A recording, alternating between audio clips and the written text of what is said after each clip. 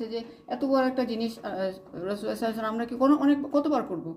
তো উনি চুপ করেছিলেন। উনি বলছেন যে তখন উনি আবার জিজ্ঞাসা করছে আমরা কি বছরে একবার করতে পারি। তখন উনি বলছে যে আমি যেটা বলতে চাচ্ছি না তোমরা আমাকে কোয়েশ্চেন করো না, এটাই ভালো।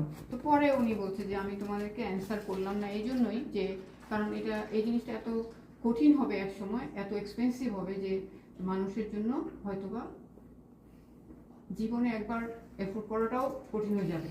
শুধু টাকা থাকলেই এখন কানাডিয়ানদের জন্য তো এফোর্টও করতে পারে না। আর এখন যখন কানাডা থেকে যারা যাচ্ছে তারা তো এই যে কি জানি বলে অনলাইন করতে করতে তো আরো করতে পারছে না, ওখানে বসে থেকে পাচ্ছে না।